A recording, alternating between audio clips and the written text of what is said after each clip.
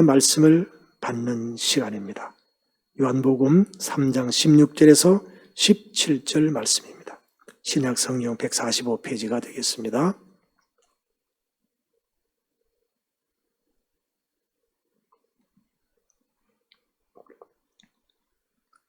우리 함께 말씀을 봉독합니다. 하나님이 이 세상을 이처럼 사랑하사 독생자를 주셨으니 이는 그를 믿는 자마다 멸망하지 않고 영생을 얻게 하려 하심이라.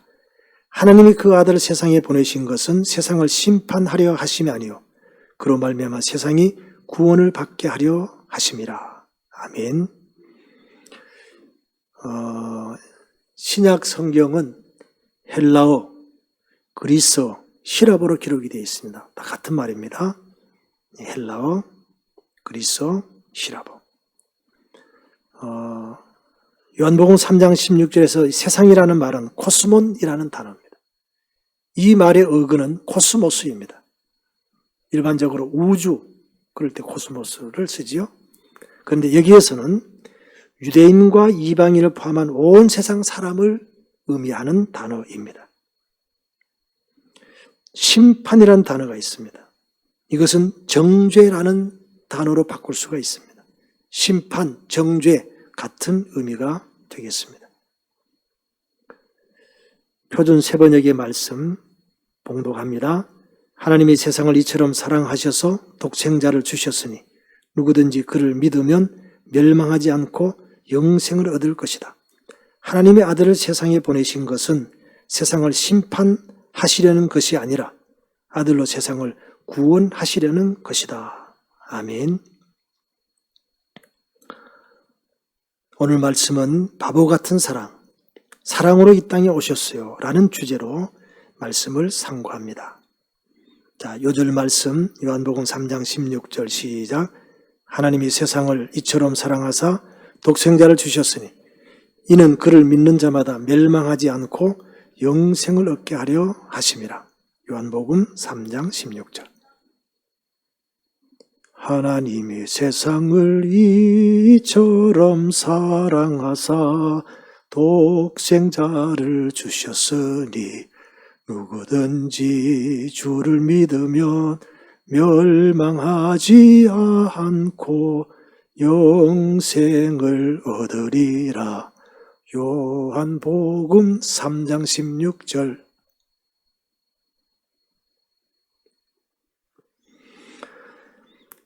하나님이 천지를 창조하셨습니다. 그리고 하나님의 형상을 따라 사람을 만드시고 사명을 주셨습니다. 그것은 생육하고 번성하여 충만하라. 생명에 관한 사명입니다. 시에 관한 사명입니다. 정복하고 다스리라. 경작하고 관리하라. 통치에 관한 사명입니다. 하나님께서는 선악을 알게 하는 나무의 열매는 먹지 말라. 먹는 날에는 반드시 죽으리라. 그렇게 말씀하셨어요. 그런데 뱀이 유혹을 합니다. 그거 먹으면 하나님같이 될 거야. 하와가 뱀의 말을 솔깃하게 듣고 나무를 보니까 나무가 이렇게 보였습니다. 먹음직도 하고 보암직도 하고 지혜롭게 할 만큼 탐스럽기도 한 나무로 보였어요. 그래서 그것을 따먹었습니다. 하나님같이 되었나요? 지금 그걸 따먹으면 하나님같이 될 거야 라고 하는 그 말은 마귀의 거짓말입니다. 이런 거짓말을 우리는 좀 강하게 이렇게 표현합니다. 새빨간 거짓말. 마귀의 새빨간 거짓말을 하와가 솔깃하게 듣고 선악과를 보니까 먹음직, 보암직, 지혜롭게 할 만큼 탐스럽게 보여서 그래서 따먹었습니다. 결과는 타락입니다. 죽음입니다. 하나님과의 단절되는 영적인 죽음을 맞이합니다. 그런데 창세기 3장 15절에서 하나님께서는 타락한 우리 인간과 세상을 구원하기 위한 계획을 말씀합니다. 여자의 후손은 내 머리를 상하게 할 것이요 너는 그의 발꿈치를 상하게 할 것이다. 뱀, 사탄은 발꿈치를 상하게 하지만 여자의 후손 예수 그리스도께서는 그의 머리를 상하게 한다. 완전히 사탄을 제압한다. 이것을 우리는 최초의 구원, 최초의 복음, 원복음, 원시복음 그렇게 부릅니다. 이것을 실현한 예수 그리스도에 관한 기록을 우리는 복음서라고 합니다. 복음은 예수 그리스도이시죠? 그 예수 그리스도에 관한 기록을 복음서라 그럽니다. 마태복음, 마가복음, 누가복음, 요한복음. 그 복음서 가운데 마태복음 1장 1절에 이렇게 나옵니다. 아브라함과 다윗의 자손 예수 그리스도의 계보라. 아브라함의 후손으로 예수님이 오셔서 우리가 상실한 하나님의 형상, 하나님의 아들됨을 회복시켜 주시고, 다윗의 후손 그리스도로 오셔서 우리가 상실한 통치권을 회복시켜 주신다. 그래서 베드로가 주님 앞에 신앙 고백합니다. 주는 그리스도시요 살아계신 하나님의 아들이십니다. 그랬더니 예수님께서 바요나 시몬아 내가 잘하였도다. 복되다. 그리고는 매우 중요한 말씀을 하십니다. 이 반석 위에 교회를 세우리라. 이 신앙 고백 위에 교회를 세우리라. 그렇게 말씀합니다. 그래서 교회는 바로 이 사명 공동체입니다. 하나님의 생명권과 하나님의 통치권을 행사하는 사명자들이 모인 공동체가 바로 교회입니다. 이제 오늘 본문을 통해서 왜 예수님이 이 땅에 오셨나를 살펴봅니다. 선악과를 먹은 후에 인류는 죄 아래에 거하게 됩니다. 이것을 우리는 원죄의 역사라고 부릅니다. 죄로 하나님과 단절된 문제는 시간이 흘러도 해소되지 못하였습니다. 그래서 로마서 3장 23절에 모든 사람이 죄를 범하였으며 하나님의 영광에 이르지 못하였다라고 진단합니다. 그래서 하나님께서 세상을 이처럼 사랑하셔서 독생자를 주시고 누구든지 그를 믿으면 멸망하지 않고 영생을 얻게 하셨습니다. 예수님이 이 땅에 오신 목적은 우리를 하여금 구원받고 영생을 얻도록 하시려는 것입니다. 이것을 조금 풀어서 설명하면 이렇습니다. 우리를 사랑하셔서 우리를 구원하시려고 이 땅에 오셨습니다.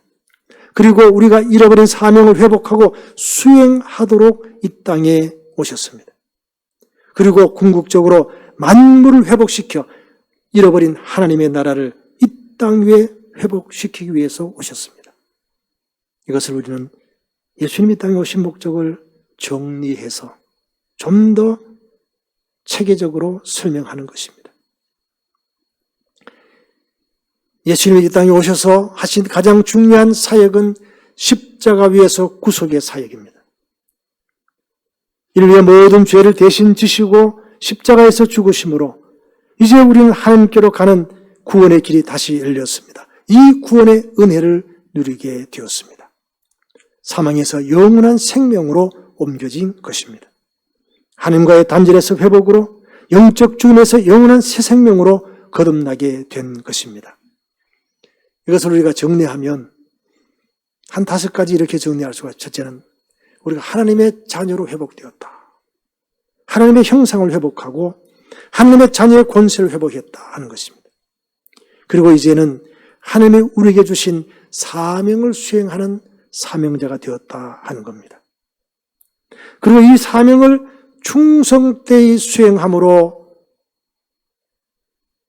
열매를 맺는 선한 청지기가 되었다는 것입니다. 청지기라는 단어는 주인의 뜻을 따라서 일하는 사람, 우리의 주인 되시는 하나님의 뜻을 따라서 일하는 선한 청지기가 되어야 합니다. 미국이라는 나라는 청교도들이 세운 나라입니다. 그런데 지난 4년 동안은 매우 민낯을 우리에게 보여주었습니다. 그런데 이제 다시금 좀 정상을 찾아가는 것 같습니다. 미국에서 교육학으로 박사학위를 받고 미국에서 오래 사역을 하셨던 한 사역자께서 미국은 청교도 정신이 이끌어가는 나라입니다. 청교도 정신이 뭐냐 하면 청지기 정신입니다. 그것이 오늘날에는 2가지로 나타납니다. 그 2가지가 미국을 떠받치고 있는 기둥입니다. 첫째는 기부문화, 또 하나는 자원봉사, 두 가지 문화입니다. 최근에 빌 게이츠가 코로나를 만들어 퍼뜨리고 백신을 만들어서 세계를 지배한다는 그런 얼토당타는 얘기를 누가 했어요. 그랬더니 최근에 본인이 나와서 말도 안 되는 소리입니다. 그렇게 얘기를 하고는 자기 부인하고 세운 빌 앤드 메린다 재단에서 WHO 세계보건기구에 백신을 보급하고 어린아이들과 가난한 사람들을 돕는 일을 하는 그 프로그램에 수천억을 기부를 했어요. 제가 우리 돈으로 환산해 보면 9천억인가 돼요. 9천억인가 돼요. 그런 돈을 기부를 해요. 9천억이 애들 이름도 아니잖아요. 왜 그렇게 합니까? 물질은 하나님께서 나에게 주신 것이고 하나님이 필요하면 내가 드려야 된다. 이게 청지기의 정신이에요. 처음 빌 게이츠가 은퇴를 하고 자기 부인과 함께 재단을 만듭니다. 그때에도 돈이 제법 많았어요. 그랬더니 워런 버핏이라고 하는 할아버지가 빌 게이츠는 내가 참 좋아하는 친구인데 나도 돈을 좀 보태겠습니다. 그리고는 그 돈보다 더 많은 돈을 보탠 거예요. 지금 그 재단의 돈이요, 몇십조가 돼요. 세계에서 제일 돈이 많은 재단이에요. 그래서 주로 가난한 나라, 어린이들을 돕는 일을 많이 합니다. 의료 지원 혜택을 제대로 못 받는 나라에 의료 혜택을 주는 그런 일을 많이 합니다. 학교를 세우고 병원을 세우고 그런 일을 합니다. 바로 이게 선한 청직입니다. 우리는 사명 공동체를 이룹니다. 주는 그리스도시여 살아계신 하나님의 아들입니다. 이 고백 위에 교회를 세우시고 우리를 하여금 생육하고 본성에 충만케 하는 그 생명의 사명, 잘 경작하고 관리하는, 정복하고 다스리는 통치의 사명을 수행하는 이 공동체가 바로 교회입니다. 우리 교회는 성도들이 모여서 어떻게 하면 이 생명권을 잘 땅에 펼칠 수 있을까? 어떻게 하면 통치권을 잘 펼칠 수 있을까? 그것을 함께 고민하고 함께 연구하고 함께 헌신하는 공동체가 바로 교회 공동체입니다. 만약 우리가 이 사명을 잃어버리면 교회는 친목단체로 끝나버립니다.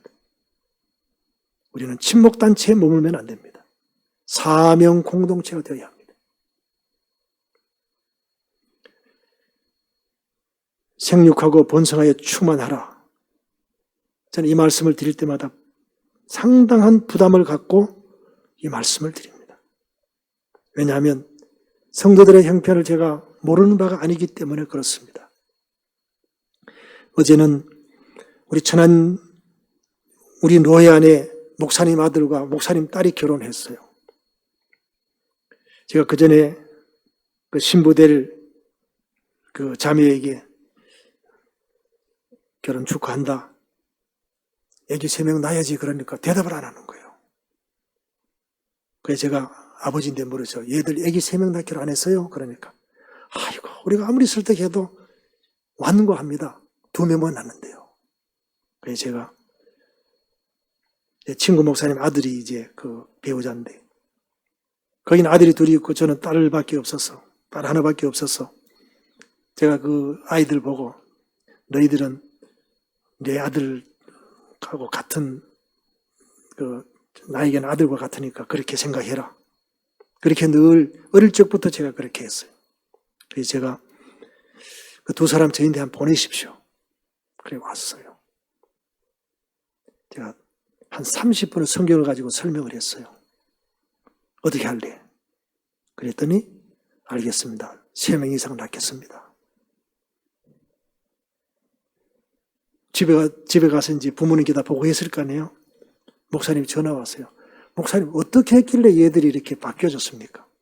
내가 비법이 있다고 쭉 설명을 했어요. 지금 우리나라가 이대로 가면 15년 전에는 300년 뒤에 없어진다고 했는데 지금은 150년 지나면 없어진다. 정부에서 지난 10년 동안 150조를 쏟아부었는데 출산율은 점점 떨어지고 있다. 2019년에는 0.97명, 작년에는 0.92명, 금년에는 0.88명으로 떨어진다 그러고 내년에는 0.7명대로 떨어진다고 얘기는 한다. 어떡할래? 누구도 이 문제 해결하지 못한다. 우리가 십자가를 지는 심정으로 이 문제를 해결해야 되지 않겠느냐. 그랬더니 그래도 목사 아들 딸이라서 그래 좀 낫더라고요. 알겠습니다. 그래가지고 양 가정에서요. 저인데 목사님께 감사표를 드려야 되겠습니다. 그래요. 제가 이런 얘기를 하면서도 솔직하게 부담입니다. 왜냐니까. 제가 너무 이런 얘기 하니까 부담이 돼서 교회를 떠나는 분도 있더라고요. 그러나 제가 이 얘기를 안 할 수 없잖아요. 이게 하나님 말씀인데. 이거 안 하면 150년 뒤에 대한민국이 없어지는데 누군가는 해야 될 거 아니에요. 150년 뒤에 없어질 나라를 보면서 가만히 있으면 이거는 직무유기지요. 이건 아니잖아요. 우리는 이 사명을 위해서 어떻게 할 것인가? 제가 어느 교회 가서 했더니 그 목사님이 그래요. 제가 아주 참 좋아하는 후배 목사님인데 목사님, 제가 그 목사님 그 말씀에 하나만 더 포함시키면 좋겠어요. 입양에 대한 얘기도 하십시오. 제가 50이 안 되신 분들은 기도하고 응답받으라 그랬거든요. 그랬더니 50 넘은 분도 할 수 있습니다. 입양하면 됩니다. 아, 그래. 그 좋은 방법이야. 입양하면 되겠구나. 50이 넘은 분들은 입양하는 방법도 있잖아요. 지금 우리나라에 지금도 그 입양기관에서 국내 입양이 안 돼가지고 해외로 보낸 애들이 아직도 많아요. 우리 그런 아이들을 입양해서 키우면 물론 잘못된 경우도 있지만 그거 보지 말고 잘된 경우가 훨씬 더 많잖아요. 차인표 신혜라 부부 보세요. 그 딸을 2명 입양해가지고 얼마나 잘 키웁니까? 우리 그런 가정 본받으면 되잖아요. 그런 사명 공동체를 이루어 가는 거죠. 그래서 생명이 이어가도록 하는 하나님의 나라가 이어가도록 하는 이것이 바로 우리를 구원하신 예수님의 뜻이고 은혜입니다. 이런 은혜를 우리가 누려야 합니다. 그리스도를 주로 고백하는 자에게는 정죄함이 없습니다.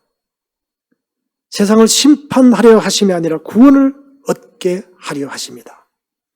그럼 하나님의 뜻은 세상에 모든 사람들이 구원받는 겁니다. 그런데 우리는 여기에서 구원에 대한 오해가 있음을 말씀드립니다. 예수 믿고 구원받습니다. 맞습니다. 그런데 그때 말하는 구원은 칭의의 구원입니다. 너희가 그 은혜를 인하여 믿음으로 말미암아 구원을 얻었나니 이것이 너희에게서 난 것이 아니요 하나님의 선물이라. 행위에서 난 것이 아니니 이는 누구든지 자랑치 못하게 함이니라. 여기서 말하는 믿음으로 말미암아 구원을 얻는 것은 칭의의 구원이에요. 우리가 구원파를 이단이라 그러고 잘못됐다 하는 이유가 바로 구원파는 이것만 강조하는 거예요. 예수 믿고 구원받았으니 다 됐다라고 얘기하는 거예요. 그런데 성경을 자세히 보면 그것은 칭의의 구원이고 두 번째 단계가 있습니다. 바로 성화의 구원이 있습니다. 항상 복종하여 두렵고 떨림으로 너희 구원을 이루라. 이미 구원을 얻었는데 뭘 이루라는 겁니까? 이게 바로 성화의 구원이에요. 이제는 구원받은 자답게 살아가는 훈련이 필요한 거예요. 출애굽한 이스라엘 백성들이 가나안에 가는데 그 당시 방법으로 10하루만 하면 갈 수가 있어요. 그런데 왜 40년이 필요했는가? 애굽에서의 삶의 사고방식, 습관, 모든 것을 해결하기 위해서는 40년의 시간이 필요했어요. 훈련의 시간이 필요했습니다. 지금 우리가 이 책을 만들어가지고 매일 장언 말씀을 기록하고 하루를 마무리하면서 기록하고 훈련입니다. 이런 훈련을 통해서 우리가 하나님의 말씀에 인도함을 받는 사람이 되는 거예요. 훈련 없이는 제자가 될 수가 없습니다. 그리고 마지막 3단계는 영화의 구원입니다. 주님과 함께 하나님의 나라에서 영원히 사는 그 영화의 구원. 또한 너희가 이 시기를 알거니와 자다가 깰 때가 벌써 되었으니 이는 이제 우리의 구원이 처음 믿을 때보다 가까웠습니다. 우리가 이 말씀을 기억하면서 우리가 칭의의 구원을 이미 다 받았어요. 다 받았어요. 그 칭의의 구원으로 천국 갈 수 있어요. 그러나 성화의 구원을 이루어야 합니다. 그래야 온전한 구원을 이룰 수가 있어요.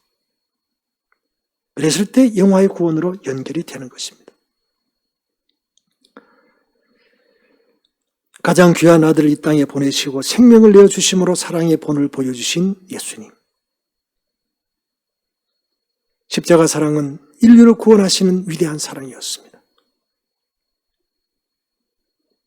그러므로 그 앞에 무릎 꿇고 하나님의 사랑을 인정할 수밖에 없습니다. 사랑에는 가장 귀한 것도 내어놓을 수 있는 힘이 있습니다.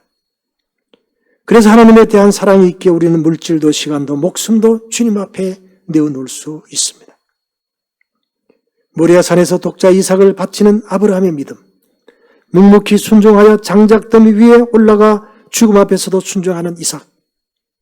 사실 이삭은요, 100세가 훨씬 넘은, 이때 이삭의 나이가 한 17살쯤 되었다고 봐요. 그러면 아버지가 117살이잖아요.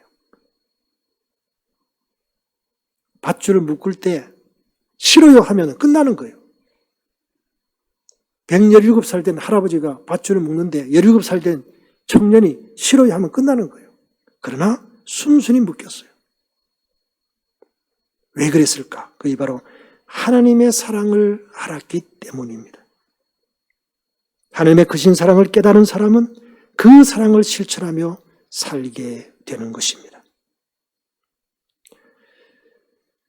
감동적인 이야기로 오늘 말씀을 마무리하겠습니다. 2015년 9월 미국 워싱턴주에서 공부하던 이준원 씨의 딸이 교통사고를 당했습니다. 이 시부부가 미국에 도착한 지 하루 만에 딸은 뇌사 판정을 받았습니다. 이 씨는 딸의 심장 등 장기 7개와 각막을 기증했습니다.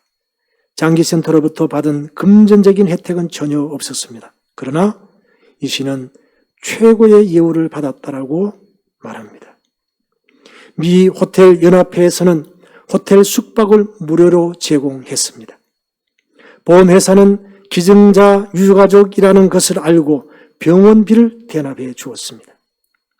미국에서 한국으로 시신을 이송하는 일은 보통 한 달 이상 걸린다고 하는데, 그런데 이 시부부는 일주일 만에 딸과 함께 돌아올 수 있었습니다. 공항 가는 길은 경찰차가 부부 차량을 앞뒤에서 호위했습니다. 호위 차량은 부부를 별도의 출국 수속 없이 곧바로 비행기 앞까지 인도했습니다. 경찰 관계자는 딸의 시신이 있는 관을 예우를 다해 포장하여 화물칸에 싣는 모습을 이 시부부가 직접 보게 했습니다. 이 시부부는 비행기에도 가장 먼저 탑승했습니다. 자리에 앉자 승무원이 부부에게 다가왔습니다. 저도 자식이 있는데 얼마나 마음 아프십니까? 혹 불편하신 일이나 필요한 것이 있으면 언제든지 불러주세요. 이 시부부의 아픔을 미리 숙지하고 있었습니다. 장례를 치른 뒤 한 달이 지나자 미국 장기센터에서 이 씨의 한국 집으로 편지를 보내왔습니다. 딸의 장기를 이식받은 사람에 대한 간단한 인적 사항과 그가 쓴 손편지가 들어 있었습니다. 그 외에도 센터는 여러 이식받은 사람들의 감사 편지를 영어 원문과 함께 한국어 번역본으로 보내왔습니다. 2년이 지났을 때는 딸의 신장과 췌장을 이식받은 사람이 딸의 추모공원에서 찍은 사진을 보내왔습니다. 항상 감사하며 살고 있습니다. 당신을 위해서 매일 기도합니다. 하나님의 사랑을 경험한 사람들의 헌신적인 사랑, 그 헌신적인 사랑을 받은 사람들의 사랑의 응답, 아름다운 모습입니다. 하나님의 외아들을 이 땅에 보내셔서 십자가 위에서 인류의 죄를 대신 지심으로 우리에게 하나님께로 가는 길을 다시 열어주신 하나님의 구원의 은혜를 기억하며 그 사랑으로 하나님과 이웃을 사랑하고 사명을 회복하여 헌신해야 합니다. 기도하겠습니다. 하나님의 외아들 이 땅에 보내셔서 십자가 위에서 인류의 죄를 대신 지심으로 우리에게 하나님께로 가는 길을 다시 열어주신 하나님의 구원의 은혜를 기억하며 그 사랑으로 하나님과 이웃을 사랑하고 사명을 회복하여 헌신하게 하옵소서. 예수님의 이름으로 기도하옵나이다. 아멘.